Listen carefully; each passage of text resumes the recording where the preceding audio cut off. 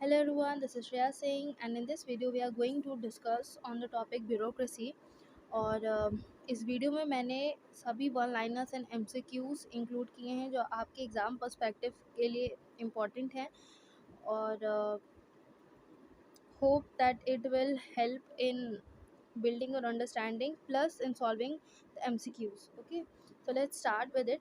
तो सबसे पहले तो हम ये देखेंगे कि ब्यूरोक्रेसी का जो पूरा एक जो थ्योरी है ब्यूरोक्रेसी की वो लेके कौन आए थे. तो जो मैक्स वेबर थे, he was the first obviously he was a German sociologist. ये जो मैक्स वेबर हैं ये एक सोशियोलॉजिस्ट हैं. ठीक है, इनकी ज़्यादातर करके इनकी जो थ्योरीज़ है वो सब सोशियोलॉजी पर्सपेक्टिव से ही दी गई हैं. But within when we are studying the public administration, क्योंकि हमारा ये टॉपिक है ब्यूरोक्रेसी, तो उस समय पे सबसे पहले जो थ्योरी लेके आए थे वो मैक्स वेबर ही लेके आए थे. And Max Weber is also, and this is the reason that why he is known as the founding father of the theory of the bureaucracy. Okay, and this term bureaucracy was coined by the Vincent de Gournay. Okay, and he is a French philosopher. And this term was coined during the mid 18th century. It was in the year 1745. ठीक, तो ये important है, इसको याद कर लीजिएगा. It was coined by Vincent de Gournay in 1745, and the founding father is a Max Weber. Okay, so Max Weber is known for his two major works. इनके दो major works तो पूछे जाते हैं. एक है the Protestant ethic and the spirit of capitalism in 1905, and the theory of the social and economic organization 1920, and general economic history. ठीक है, तो ये दो मेजर वर्क्स हैं, and one of his work is a general economic history. Then Max Weber's 6 basic principles are. तो Max Weber के 6 basic principles हैं. पहला एडमिनिस्ट्रेटिव क्लास, तो ये ब्यूरोक्रेसी को लेके ही उन्होंने ये 6 बेसिक प्रिंसिपल्स दिए थे. पहला एडमिनिस्ट्रेटिव क्लास है. हायरार्की सिस्टम है, क्योंकि ब्यूरोक्रेसी में हम हायरार्की सिस्टम देखते हैं. Division of work on specialisation है. Official rules and regulation based on rationality. Impersonal relationship. Official records are maintain in written documents. ठीक है, ये 6 ही हैं. बट ये जो मोनोक्रेटिक टाइप ऑफ ब्यूरोक्रेसी है, this is also included within it. वैसे तो 6 ही प्रिंसिपल्स हैं. ओके, एंड ये जो मोनोक्रेटिक टाइप ऑफ डेमोक्रेसी ये भी आपको कहीं कहीं पे दिखेगा. इसका मतलब होता है that it means that when certain functions are perform by the bureaucracy can not be perform by any other organization. ठीक है, तो जो भी फंक्शंस एक ब्यूरोक्रेटिक ऑफिसर या एक ब्यूरोक्रेसी में परफॉर्म होते हैं can not be perform in any other organization. तो उसी को मोनो कहते हैं. मोनो को मतलब होता है सिंगल. एक सिंगल इंसान जो एक सिंगल ऑर्गेनाइजेशन जो एक फंक्शन करी वो कोई और दूसरा ऑर्गेनाइजेशन उस फंक्शन को नहीं कर सकता है. तो इसका मतलब होता है monocratic type of bureaucracy. Okay, अभी डिस्कस करते हैं कि what does the term bureau means. ठीक, अभी तो ये देखा कि ठीक है फादर कौन है और कहाँ से ये टर्म किसने कॉइन किया था, but what is the meaning. अब इस टर्म को हम लोग तोड़ के देखेंगे. तो ब्यूरो का मतलब होता है राइटिंग टेबल एंड ऑफिस. ठीक है, तो ब्यूरो मीन सिंपल मीनिंग में या फिर तो वो दिया होगा राइटिंग टेबल या फिर डेस्क. ठीक है, डेस्क या फिर उसमें मेंशन होगा ऑप्शंस में. तो it either mean writing table and office also. ठीक है, कहीं कहीं पे जो है आपको ऑफिस भी दिया हुआ है. And cracy means rule. ठीक है, तो bureaucracy as a rule of officials. ठीक, देन कार्ल मार्क्स ने भी ब्यूरोक्रेसी के ऊपर अपनी कुछ थ्योरी दी है, और उनके हिसाब से जो ब्यूरोक्रेसी है it is a circle. Okay, ये एक तरीका क्या है, सर्कल है from which no one can escape. Hierarchy is a hierarchy of knowledge. ठीक है, तो एक तरीके से सर्कल है जहाँ से कोई बाहर नहीं एस्केप कर सकता है. It is a hierarchy. Max Weber's concept of bureaucracy is closely related to his ideas on legitimacy of authority. Okay, तो मैक्स वेबर का जो आइडिया है it is based upon the legitimacy of authority. और इसमें एक चीज़ और ध्यान देने वाली बात है कि मैक्स वेबर्स के अकॉर्डिंग ये जो ब्यूरोक्रेसी था it was based upon the legal and rationality. ठीक है, तो bureaucracy based upon the legal and rational authority. ठीक है, and plus legitimacy of authority. Then he work on the theories of domination, leadership and legitimacy of authority. और इसी authority के जिसने 3 types of authorities दी हैं. ठीक है, जो हम लोग आगे देखेंगे. Then Weber differentiated between the authority, power and control. ठीक है, तो उन्होंने तीनों के बीच में जो है डिफ्रेंशिएशन किया. मैं पावर बता दूँ पावर क्या होता है उनके हिसाब से. उन्होंने भी एक ये कहा था कि जो पावर है it can be power means when a person impose his superiority on some other person irrespective of his against the will of the other person. ठीक है, अगेंस्ट द उन्होंने ये वर्ड यूज़ किया था, against the will of the other person. अगर आप forcefully किसी के ऊपर अपना पावर लगा रहे हो किसी दूसरे के विल के खिलाफ, तो उस समय पे उसको जो है इन्होंने पावर डिफाइन किया है, ठीक है। Now there are the three types of authority, traditional, charismatic and legal, rational, okay. Then who set for the needs of the mass administration today bureaucracy is completely indispensable, तो ये Max Weber का quote है, that for the needs of the mass administration today bureaucracy is completely indispensable. Then who coin the term representative democracy, it is Peter Blau, ठीक है। Who coin the term representative democracy, ये जो representative Peter Blau ने कौन किया है। Conventional bureaucracy writings came from the Karl Marx, Max Weber, Robert Michelson, Gaetano Mosca, ठीक है। तो कन्वेंशनल ब्यूरोक्रेसी राइटिंग मेजर इसके जो ब्यूरोक्रेसी का जो थ्योरी दिया गया है वो Karl Marx, Max Weber, Robert Michelson, Gaetano Mosca द्वारा दिया गया है। In this book ruling class, G Mosca की बुक है रूलिंग क्लास, जिसमें उन्होंने पॉलिटिकल पार्टीज को दो टाइप्स में डिवाइड किया, एक फ्यूडल है, ब्यूरोक्रेटिक है, ठीक है। ये सब वन लाइनर से सिर्फ खाली जनरल इन्फॉर्मेशन के लिए मैंने डाल दिया है, अगर इन केस अगर कभी कुछ आता है या फिर इससे रिलेटेड अगर कुछ आपको अगर एमसीक्यू से मिल गया तो उस समय पे आपको हेल्प करेगा, ठीक है, कि आप रिलेट कर सकते हो, क्योंकि जी मॉस्को की बुक थी द रूलिंग क्लास, या उसमें उन्होंने फ्यूडल और ब्यूरोक्रेसी के बारे में बताया था, तो अगर कुछ ऐसा आता है तो आप उसको हेल्पफुल रहेगा, रिलेट करके भी आप एलिमिनेट कर सकते हो ऑप्शंस को, ठीक है। विच ऑफ द फॉलोइंग, अब यहाँ से हमारे एमसीक्यू से स्टार्ट होने वाले हैं, so pay attention. Which of the following is true in the context of Weber's bureaucracy? Theory of bureaucracy was needed to bring the efficiency in the organization functioning. Bureaucracy, the theory of which Weber's found, is developed from the Prussian military forces. C. Weber's theory of bureaucracy was a response to the demands of industrial capitalist economy which require an efficient administration. Okay, तो इसका answer all of the above है। ये तीनों ही जो है context में है max Weber के ब्यूरोक्रेसी के। कैसे? क्योंकि ही थ्योरी ऑफ ब्यूरोक्रेसी उनकी जो है it needed to bring efficiency in organization functioning, ठीक। तो उन्होंने उन्होंने पहले ही कहा कि ये एफिशिएंसी लाने के लिए विद इन द ऑर्गेनाइजेशन, ठीक है, उसलिए ऑर्गेनाइजेशन पर्पस के लिए ही उन्होंने ब्यूरोक्रेसी का थ्योरी दिया था। And this is also in response to the demand of industrial capitalist economy, ठीक है। And plus it is also develop from the Prussian military forces. तो जिस तरीके से जो मिलिट्री फोर्सेज होती है ना, तो उसमें एक हायरार्की देखी जाती है, एक ब्यूरोक्रेसी देखी जाती है कि टॉप ऑफिशियल्स हैं, फिर उसके बाद उसके बाकी सारे ऑफिसर्स हैं, तो एक सिस्टम है। उसी तरीके से it was inspired to form the bureaucracy model, okay, the theory of bureaucracy. तो ये तीन चीज़ों पे है, पहला है कि in the for the efficiency of organisation, industrial capitalist economy and the Prussian military forces, ठीक।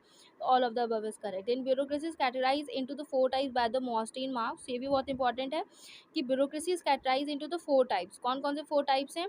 पहला हो गया गार्जियन ब्यूरोक्रेसी, ठीक है, guardian bureaucracy, caste bureaucracy, patronage bureaucracy and the merit bureaucracy, okay. Guardian bureaucracy क्या होती है? प्लेटोस का जो कॉन्सेप्ट ऑफ फिलोसोफर किस किंग है, it is an example of guardian bureaucracy. इसकी थ्योरी आप पढ़ लीजिएगा, मैं अभी एक्सप्लेन नहीं करूँगी, अगर एक्सप्लेन करूँगी तो बहुत ज़्यादा टाइम हो जाएगा। I have mention the examples with in it, ठीक है, कि अगर एग्जाम्पल्स आ जाता है तो उससे आप रिलेट करके आप आंसर फाइंड आउट कर सकते हैं, okay. So, bureaucracy, Plato's, okay, so Plato considered philosophers king is also an example of the guardian bureaucracy. China and Prussia का भी एक टाइम पीरियड है जहाँ पे हम लोग गार्जियन ब्यूरोक्रेसी देखते हैं। कास्ट ब्यूरोक्रेसी तो इंडिया में आप एग्जांपल देख ही सकते हैं, जो अलग अलग कास्ट सिस्टम्स हैं। Patronage bureaucracy is also called the spoil system, जो कि यूएस और यूके में देखने को मिलता है। And then the merit bureaucracy, जो आज के सिस्टम में फॉलो अप होता है, जहाँ पे हम लोग एक मेरिट बेसिस पे देखते हैं कि ऑफिसर्स को अपॉइंट किया जाता है, okay. Now components of authority. Authority, weber ने 5 एसेंशियल कंपोनेंट्स ऑफ अथॉरिटी जो है वो बताए हैं। दे आर एन इंडिविजुअल और बॉडी, इसको आप याद कर लीजिएगा, ठीक है, ये भी बहुत इंपॉर्टेंट है। These are the 5 essential components of authority. जैसे जो 3 टाइप्स ऑफ अथॉरिटीज़ हैं मैक्स वेबर के अकॉर्डिंग, 3 टाइप्स ऑफ अथॉरिटी, जो traditional, charismatic and legal rationality उन्होंने दी है। And these are the 5 essential components of authority, ठीक है। तो एन इंडिविजुअल और body of individuals who ruled, then एक तो ये हो गया हमारा कि दोज हु आर रूल्ड, ठीक है, ये देखिए, an individual body of those who rule. Second, those who are ruled. Then the will of the rulers to influence conduct of the rule and the evidence of the influence of the rulers in terms of objective degree of command, and then the subjective acceptance with which the ruled obey the command, ठीक है। तो ये ना आप उसको याद करने के लिए बस खाली की वर्ड्स यूज कर लीजिए, तो उससे याद हो जाएगा कि who ruled, who are ruled, conduct of the rule, then objective degree of command and which they obey the command, okay. तो ये आपको फिर हेल्पफुल रहेगा याद करने में, और जब ऑप्शंस आएंगे तो आप भूलेंगे नहीं, ठीक है, तुरंत उस समय क्लिक कर जाएगा कि अच्छा ये कीवर्ड्स थे। देन ये जो क्वेश्चन है, this can might to be come, ठीक है, first book on public administration was written by L D White, ठीक है, क्योंकि हम पब्लिक एडमिनिस्ट्रेशन पढ़ रहे हैं, तो जो फर्स्ट बुक थी पब्लिक एडमिनिस्ट्रेशन की वो किसने लिखी थी? It was written by L D. White, ठीक। In France the term was first popularised by the okay, अब यहाँ पे फिर से हम ब्यूरोक्रेसी के टर्म की बात कर रहे हैं। तो इन फ्रांस टर्म जो it was first popularised by the novelist Balzac, ठीक है। एंड ये नोवेलिस्ट से बैल्जैक, इनके द्वारा ये जो टर्म है फ्रांस में ये किया गया है, ठीक है, कॉइन किया था उन्होंने। It was first not coin but it was first popularise by Balzac. Later the French bureaucracy became the German, ठीक है। फिर फ्रांस में उसको ये कहा जाता था ब्यूरोक्रेटी, जर्मन में इट वॉज ब्यूरोक्रेटी कैरेटी, देन इटालियन में उसको ब्यूरोक्रेजिया, और इंग्लिश में ब्यूरोक्रेसी, ठीक है। तो ये अलग अलग प्रोनाउंसिएशन है उसके। Harold Lasky also use it in a similar sense. To him, bureaucracy is the rule of the officials in a system of government. ठीक है, according to the Harold Lasky, bureaucracy is the rule of officials in a system of government. ठीक है, तो rule of officials है। Ramsay Muir view bureaucracy as a permanent officials, ठीक है। और इनके अकॉर्डिंग ब्यूरोक्रेसी क्या है? It is a bureaucracy as a permanent officials and professional administrators है। The growing power and influence of bureaucracy was also recognised. Bureaucracy is also used synonymously as office holders, ठीक है। तो bureaucracy को synonymous हम office holders की तरह कर सकते हैं, विद और विदाउट पावर, ठीक है। Then perhaps in administration rationality means, अब रेशनैलिटी क्योंकि ब्यूरोक्रेसी को मैक्स वेबर ने लीगल एंड रेशनल उस पर्सपेक्टिव से देखा है। तो रेशनैलिटी का क्या मतलब होता है? Which means cost effectiveness, productivity, purpose, ठीक है। और Peter Blau believe that bureaucracy as an organisation maximises efficiency in the administration, ठीक। तो ये अलग अलग थिंकर्स हैं और इनकी अलग अलग सोचने की व्यूज़ हैं, थॉट्स हैं ब्यूरोक्रेसी के ऊपर, ठीक है। और वही चीज़ इसमें लिखा है कि भाई पीटर ब्लव के अकॉर्डिंग ब्यूरोक्रेसी जो maximises efficiency in administration. G.R. Francis and Narcissus endorsed the same opinion when they said the bureaucracy maintains both stability and efficiency in the operation that are large and complex. Okay, तो ये चीज़ है, इसको आप एक बार go through कर लीजिएगा। उतना कुछ इंपॉर्टेंट नहीं है बट इंपॉर्टेंट हो सकता है, ठीक है, फॉर द कंसेप्ट बिल्डिंग, ठीक है, कि किस थिंकर ने क्या चीज़ कहा है। एंड फिर उस चीज़ से अगर कोई क्वेश्चन आ गया अगर एग्जाम में इस थिंकर से रिलेटेड, तो आप उसको रिलेट कर सकते हो कि अच्छा उस थिंकर ने ये चीज़ कहा था ब्यूरोक्रेसी के ऊपर।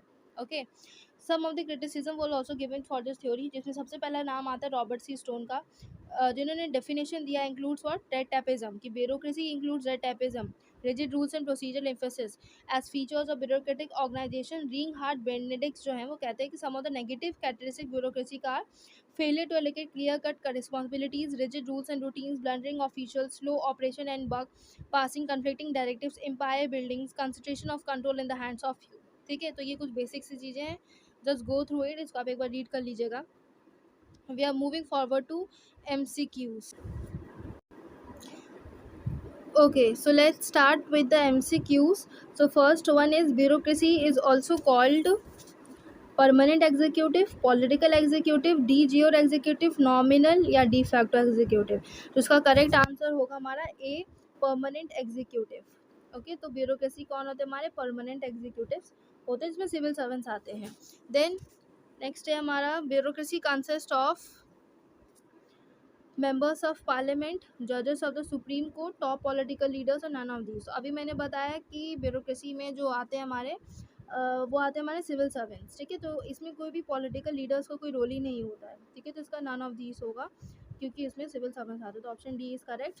Then the third one is when we talk about bureaucracy we mean all public servants, only high ranking public servants, only the middle level civil servants, only lower level civil servants, या those working in the public undertakings, ठीक है। तो इसका correct answer होगा हमारा option ए। मैंने अभी बताया कि it consist of the all public servants, ठीक है। Public servants civil servants are the same, तो option A is correct. Then name the country in which there is committed bureaucracy, ठीक है। तो कमिटेड ब्यूरोक्रेसी हम लोग कहाँ पे देखते हैं? First is USSR, India, Canada, England, Australia, ठीक। तो committee bureaucracy is seen in USSR, Russia, okay, we see in Russia. Then name the country in which there is no committed judiciary, USSR, India, Yugoslavia, Pakistan, ठीक है। तो यहाँ पे committed, एक point यहाँ पे ध्यान रखिएगा, इससे पहले वाले क्वेश्चन में it was committed bureaucracy and fifth वाले क्वेश्चन में तो इसका आंसर USSR था। और यहाँ पे पूछा गया very there is no committed judiciary, ठीक है। यहाँ पे कमिटेड जुडिशरी नहीं है, तो इसका आंसर क्या हो जाएगा हमारा? इंडिया, ठीक है। इसका करेक्ट आंसर है हमारा इंडिया, ठीक है। Where is no committed judiciaries, India. Option D is correct. Then sixth is, which one of the following has been wrongly listed as the characteristics of the bureaucracy? It should be impartial. It should be too rigid. It should implement laws in good spirit. It should work in close cooperation with the political executive. तो इसका correct answer है it should B two digit. ठीक है, इसमें देखिए क्या लिखा गया है. इसमें क्वेश्चन पूछा गया कि which one of the following has been wrongly listed as a characteristics. ठीक है, तो रॉन्गली लिस्टेड कौन सा होगा कि वो बहुत टू डिजिट है. ठीक है, it is two digit, it is two which can't function in a flexible manner. ठीक है, तो इसका ये मतलब हो, तो इसमें ऑप्शन बी इज करेक्ट. तो ये रॉन्ग करेक्टरिस्टिक्स है ब्यूरोक्रेसी का. ठीक है, then from committed bureaucracy is understood a bureaucracy which has committed to political ideology, political leadership, form of government, form of government होगा हेड ऑफ द स्टेट. तो इसका correct answer will भी political ideology. ठीक है, तो from committed bureaucracy we mean political ideology.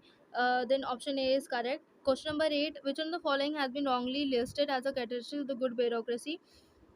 It should avoid confrontation with political executive. It should guide ministers. It should provide factual data to the executive. It should insist to the last on its viewpoint. तो इसका option क्या होगा? D is correct. It should insist to the last on its view point. ठीक है, तो it is wrongly listed the good bureaucracy, characteristics of the good bureaucracy. Then question number 9. Of a good bureaucracy, it is expected that it should implement laws in letters, implement laws in spirit, be too rigid, be flexible. इसका correct answer होगा B, implement laws in spirit. Okay, of a good bureaucracy it is expected that it should be implement laws in spirit. Okay, and of a good bureaucracy it is expected that it should help political executive in the implementation of programs. It should properly guide political executive. It should keep its records properly. It should avoid giving classified information to political executive. तो इसका correct answer will be option D. It should avoid giving classified information to the political executives. ठीक है,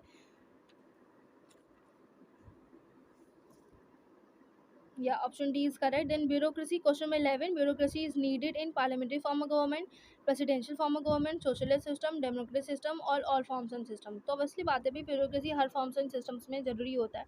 तो इसका option क्या होगा? Option E is correct. ठीक है, question number 12. Which on the following is not important function perform by the bureaucracy? It should properly scrutinize legislative proposal. It should vigorously implement laws. It should be in elastic in law implementation, and it should try to maximum efficiency. तो इसका correct answer will be C. It should be inelastic in law implementation. ठीक है, तो that is not an important function perform by the bureaucracy. ठीक, क्योंकि वो देखिए इसमें क्या चीज़ है कि वो क्या करता है कि it scrutinize, it should properly scrutinize the legislative proposals. It should vigorously implement the laws. It should try to maximum the efficiency. ठीक, but this is not important कि वो इन इलास्टिक. ठीक है, in elastic in law implementation. ठीक है, तो this is not important function perform by the bureaucracy. Question number 13. Which one of the following is not a function of the bureaucracy? To guide the ministers, to avoid lag between law and implementations, to prepare sub rules regulations for the laws, to help in maintaining financial stability, to avoid the political head to the extent possible. ठीक है, तो the correct answer will be option E, to avoid the political head to the extent possible. ठीक है, option E is correct. Which one of the following is not a function of the bureaucracy? तो this is not the function to avoid the political heads to the extent possible.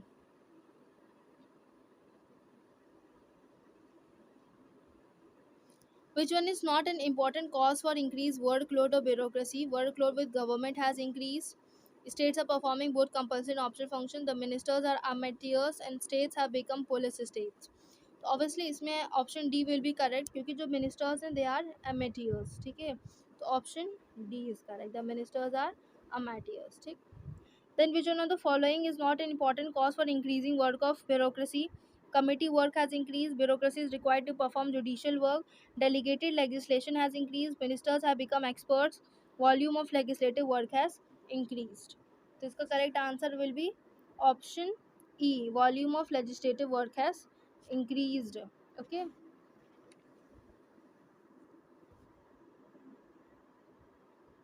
Again legislature work से bureaucracy में कुछ ज़्यादा effect नहीं होता है, because the committee is like related with bureaucracy and judicial work. They are required to perform judicial work. Delegation legislation has increased. Ministers have become experts. तो उसमें जो ई ऑप्शन है, it can be easily eliminated and volume of legislative work has increased.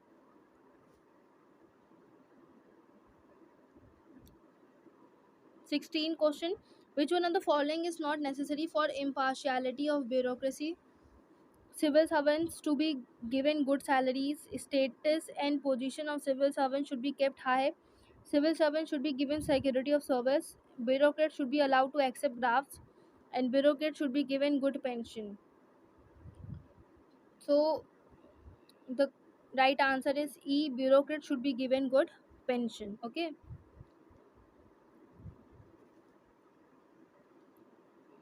Question number 17.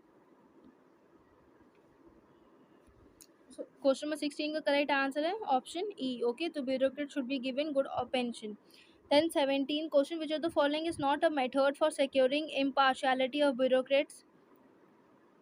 Which of the following is not a method for securing impartiality of the bureaucrats? So first is, they are allowed to work closely with ministers.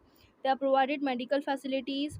They are given residential houses. They are given leave travel concessions. ठीक है, तो इनमें से कौन सा है is not a method for securing impartiality of bureaucracy? is they are allowed to work closely with ministers. ठीक है, the option A is correct. They are allowed to work closely with ministers.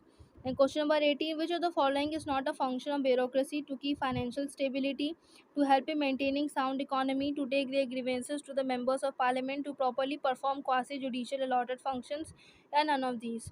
तो इसका correct answer will be to take the grievances to the members of parliament. ठीक है, तो this is not a function of the bureaucracy to take their grievances to the members of the parliament.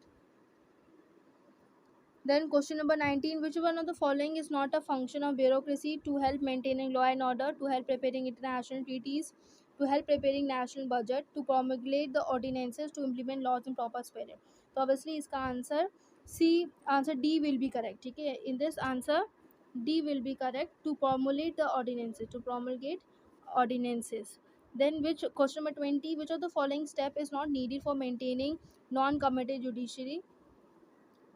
Then options are to recruit politically unconscious people, to provide retirement facilities, to provide incentive violence service, to pay high salaries and allowances, and to adopt difficult method of removal. तो इसमें हो जाएगा हमारा option A is correct, to recruit politically unconscious people. ठीक है, तो option A to recruit politically unconscious people. So this is not needed for maintaining non-committed judiciary. Okay, bureaucracy is an important feature of Bureaucracy is an important feature of democratic government, dictatorial system of government, all governments and none of the above. ठीक है, तो इसका answer will be all the government. अभी हम लोगों ने ऊपर देखा था ना कि सभी गवर्नमेंट्स में option C is correct, all the government. important feature, bureaucracy is an important feature for all the types of governments. ठीक है, none of the above. Okay, sorry. Now next question is, अच्छा यहाँ पे ये ऊपर चला गया है. Question number 22 is, bureaucracy is, now what is bureaucracy is an ancient institution, a modern phenomena, the product of middle age feudal system, or the creation of British in India.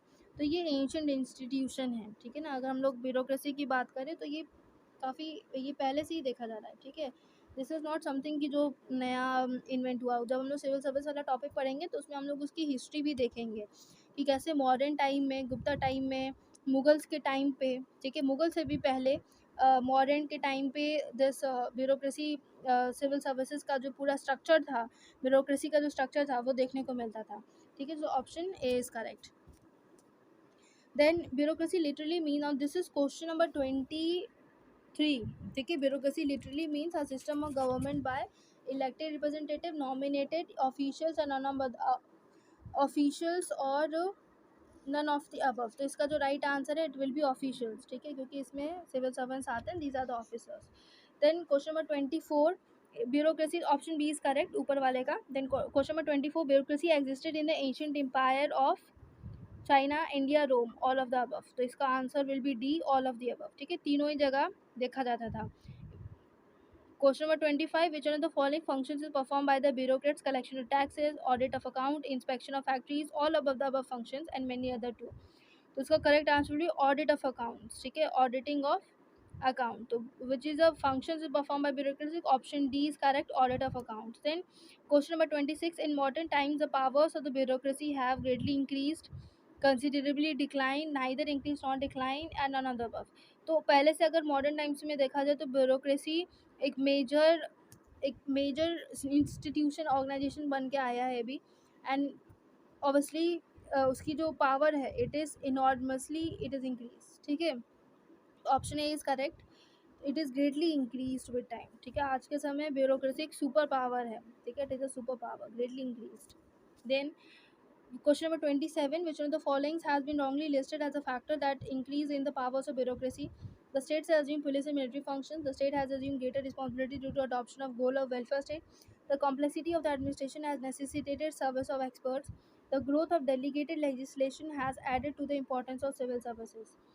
तो इसका correct answer will be the state has assume police and military functions. ठीक है, तो this is wrongly listed. ठीक है, question जरूर ध्यान से पढ़िएगा कि भाई कहाँ पे रॉन्गली लिस्टेड लिखा है और कहाँ पे इंपॉर्टेंट फैक्टर लिखा है। ठीक है ना, तो रॉन्गली लिस्टेड कौन सा है, the it is assume police and military functions. ठीक, which one of the following has not been in any way responsible for increase in the powers of the bureaucracy? First, national agencies, emergencies, enormous growth in the functions of parliament, introduction of universal franchise, making of civil services a lifelong career। तो इसमें हमारा कौन सा है जो कि which is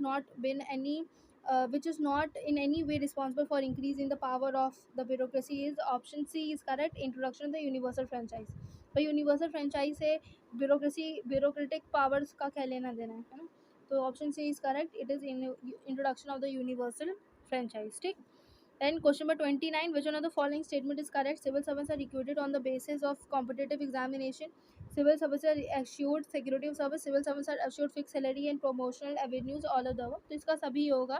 ठीक है, all of them are correct, option D is correct। ठीक, now under the parliamentary system government bureaucracy exercises only those powers which are vested in it, only those powers which are vested in the ministers, powers which are vested in it as well as powers vested in the ministers and none of the above। ठीक है, तो भाई bureaucracy parliamentary system में जो bureaucracy होती है वो सभी फंक्शंस को परफॉर्म करती है। ठीक है, powers which are vested in it as well as the powers vested with in the ministers. ठीक है, ऑप्शन सी इज करेक्ट।